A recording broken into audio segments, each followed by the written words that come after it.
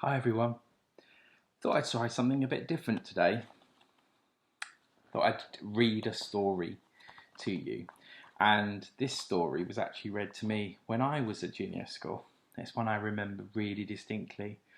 And it's called The Owl Who Was Afraid of the Dark by Jill Tomlinson. This is a bit of a dog-eared copy that I managed to find. It's not the original copy that I had. I had one years ago, but this is a newer version. But I think the story's the same. So unlike other stories that I've put on this channel, I thought, well, I'll just read it to you, and then the pictures you can create in your imagination. And maybe when you've heard the first chapter, because that's what I'm going to do today, and then I'll try and do some more later on in the week and next week, so it's going to go on for quite a while. There are actually, let me see, how many chapters have we got? 1, 2, 3, 4, 5, 6, 7 chapters in this book. So I think it means that you can create the pictures in your mind. You could listen to this and close your eyes rather than having to look at me, but you can look at me if you want to. And I'm not going to edit it. I'm just going to have a go at reading this to you. So my voice might not be quite right. I try really hard to get character voices, but sometimes they change, and people know that when they've listened to me before, it moves around a little bit, but I try hard. I just want to share this book with you. I really like it. And maybe you could, from your imagination, you could draw some pictures to go with it. And I'd love to see those, because then what I could do is I could attach them to the video and I could show them next time. So show them in the next video before I read the next chapter. Have a go if you fancy it. So this is The Owl Who Was Afraid of the Dark by Jill Tomlinson. And it starts off with a little preface, which is a little bit before the story starts. And it introduces the character. I'm going to show you a little picture. That's all the pictures are like, little pencil drawings. And it says, this is Plop. Plop is a baby barn owl. He is fat and fluffy and has big round eyes. He has soft downy feathers. He is perfect in every way, except for one thing. What do you think it is? He's afraid of the dark. And this first chapter says, dark is exciting. Plop was a barn owl, and he lived with his mummy and daddy on the top of a very tall tree in a field. Plop was fat and fluffy. He had a beautiful heart-shaped ruff around his neck, and he had enormous round eyes, and he had very knackety knees. In fact, he was exactly the same as every baby barn owl that had ever been, except for one thing. Plop was afraid of the dark. You can't be afraid of the dark, said his mummy. Owls are never afraid of the dark. This one is, Plop said. But owls are night birds, she said. Plop looked down at his toes. I don't want to be a night bird, he mumbled. I want to be a day bird. You are what you are, said Mrs. Barn Owl firmly. Yes, I know, replied Plop, and what I is afraid of the dark. Oh dear, Mrs. Barn Owl said. It was clear that she was going to need a lot of patience.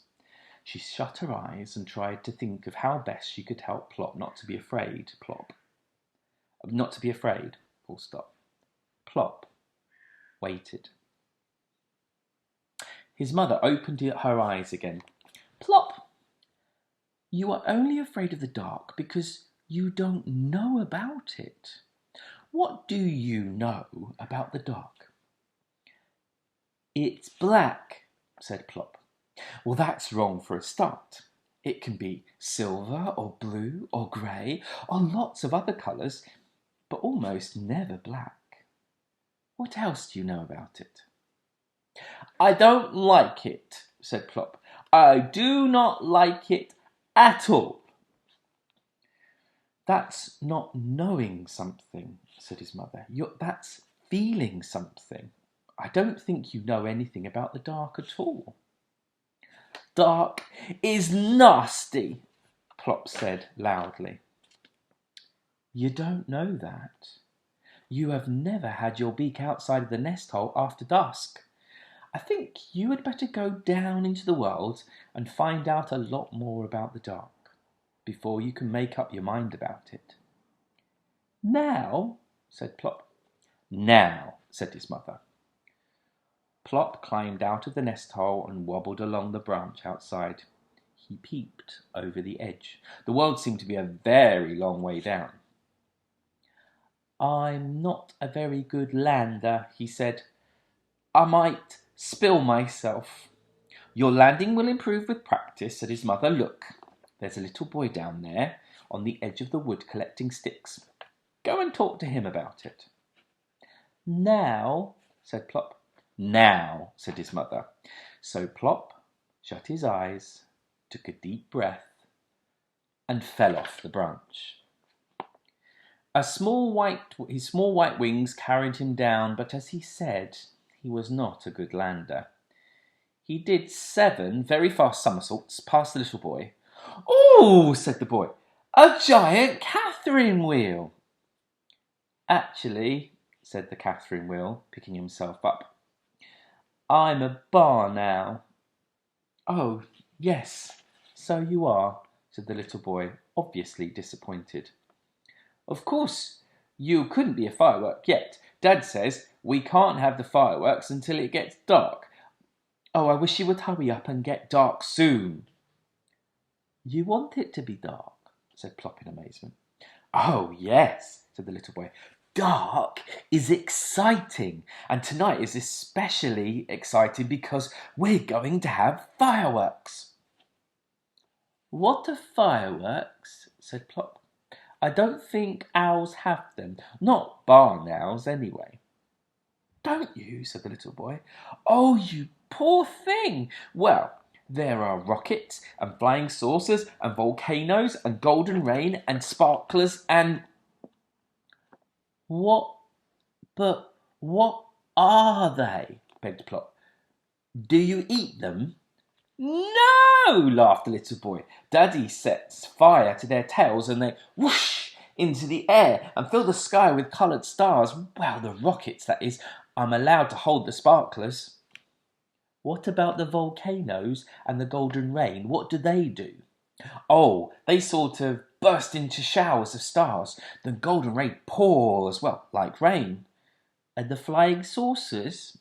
"Oh, they're super. They whiz around your head and make a sort of wee noise. I like them best." "I think I would like fireworks," said Plop. "I'm sure you would," said the little boy. "Look here. Where do you live?" "Up that tree. In the top flat. There are squirrels further down." "That big tree in the middle of the field?" "Well, you can watch our fireworks from there. That's our garden. The one with the swing? You look out as soon as it gets dark." "Does it have to be dark?" asked Plop. "Of course it does. You can't see fireworks unless it's dark. Well, I must go. These sticks are for the bonfire." "Bonfire?" said Plop. "What's that?" "You'll see if you look out tonight. Goodbye." "Goodbye," said Plop, bobbing up and down in a funny little bow. He watched the boy run across the field, and then took a little run himself, spread his wings, and fluttered up to the landing branch. He slithered along it on his tummy and dived headfirst into the nest hole. "Well," said his mother, "the little boy says dark is exciting. And what do you think, Plop?" "I still do not like it at all," said Plop, "but I'm going to watch the fireworks if you will sit by me." "I will sit by you," said his mother. And so will I, said his father, who'd just woken up. I like fireworks. So that is what they did. When it began to get dark, Plop waddled to the mouth of the nest hole and peeped out cautiously. Come on, Plop, I think they're starting, called Mr. Barnow. He was already in the position on the big branch, at the very top of the tree. We shall see beautifully from here. Plop took 2 brave little steps out of the nest hole. I'm here, said his mother quietly. Come on. So together, wings almost touching, they flew up to join Mr. Barnow at the top of the tree. They were only just in time. There were flames leaping and crackling at the end of the little boy's garden. That must be the bonfire, squeaked Plop. Hardly had Plop got his wings tucked away when, whoosh, up went a rocket and spat out a shower of green stars. Oh, said Plop, his eyes like saucers.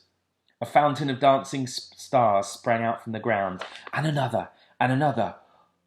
Oh, said Plop again. You sound like a tawny owl, said his father. Goodness. What's that? Something was whizzing around, leaving bright trails or squiggles behind it and making a loud whee noise.